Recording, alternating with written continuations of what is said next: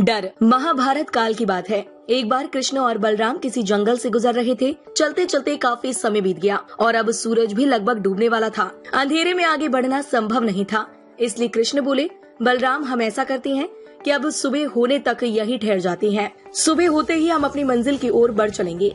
बलराम बोले, पर इस घने जंगल में हमें खतरा हो सकता है, यहाँ सोना उचित नहीं होगा, हमें जाग कर ही रात बितानी होगी। अच्छा, हम ऐसा करते हैं कि पहले मैं सोता हूँ और तब तक तुम पहरा देते रहो, और फिर जैसे ही तुम्हें नींद आए तुम मुझे जगा देना, तब मैं पहरा दूंगा और तुम सो जाना। कृष्ण ने सुझाव दिया। बलराम तैयार हो गए। कुछ ही पलों में कृष्ण गहरी नींद में चले गए और तभी बलराम को एक भयानक आकृति उनकी ओर आती दिखी।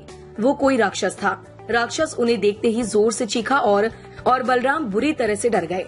इस घटना का एक विचित्र असर हुआ। भय के कारण बलराम का आकार कुछ छोटा हो गया और राक्षस और विशाल हो गया। उसके बाद राक्षस एक बार और चीखा और पुनः बलराम डर कर कांप उठे। अब बलराम और भी सिकुड़ गए और राक्षस पहले से भी बड़ा हो गया। राक्षस धीरे धीरे बलराम की ओर बढ़ने लगा। बलराम पहले से ही भयभीत थे और उस विशालकाय राक्षस को अपनी ओर आता देख जोर से चीख पड़े, कृष्णा, और चीखते ही वहीं मूर्छित होकर गिर पड़े। बलराम की आवाज सुनकर कृष्ण उठे। बलराम को वहां देख उन्होंने सोचा कि बलराम पहरा देते देते थक गए और सोने से पहले उन्हें आवाज दे दी। अब कृष्ण पहरा देने लगे। कुछ देर बाद वही राक्षस उनके सामने आया और जोर से चीखा।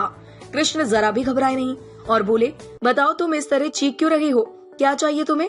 इस बार भी कुछ कृष्ण के साहस के कारण उनका आकार कुछ बढ़ गया और राक्षस का आकार कुछ घट गया। राक्षस को पहली बार कोई ऐसा मिला जो उनसे डर नहीं रहा था। घबराहट में वह पुनः कृष्ण पर जोर से चीखा। इस बार भी कृष्ण नहीं डरे और उनका आकार और भी बड़ा हो गया, जबकि राक्षस पहले से भी छोटा हो गया। एक आखिरी प्रयास में राक्षस पूरी ताकत से चीखा, पर कृष्ण मुस्कुरा उठे और फिर से बोले, बताओ तो क्या चाहिए तुम्हें? फिर क्या था, राक्षस सिकुड़कर बिल्कुल छोटा हो गया और कृष्ण ने उसे हथेली में लेकर अपनी धोती में बांध लिया और फिर कमर में घोंस कर रख लिया। कुछ ही देर में सुबह हो गई। कृष्ण ने बलराम को उठाया और आगे बढ़ने के लिए कहा। वे धीरे धीरे आगे बढ़ने लगे। तभी बलराम उत्तेजित होते हुए बोला, पता है कल रात में क्या हुआ था? एक भयानक राक्षस हमें मारने आया था। रुको रुको। बलराम को बीच में ही टोकते हुए कृष्ण ने अपनी धोती में बंधा राक्षस निकाला और बलराम को दिखाते हुए बोले, कहीं तुम इसकी बात तो नहीं कर रहे हो? हाँ, ये वही है, पर कल जब मैंने इसे देखा था तो ये बहुत बड़ा था, ये इतना छोटा कैसे हो गया? बलराम आश्चर्यचकित होते हुए बोले। कृष्ण बोले, जब जीवन में तुम किसी ऐसी चीज से बचने की कोशिश करते हो जिसका तुम्हें सामना करना चाहिए, तो वो तुमसे बड़ी हो जाती है और तुम पर नियंत्रण करने लगती है।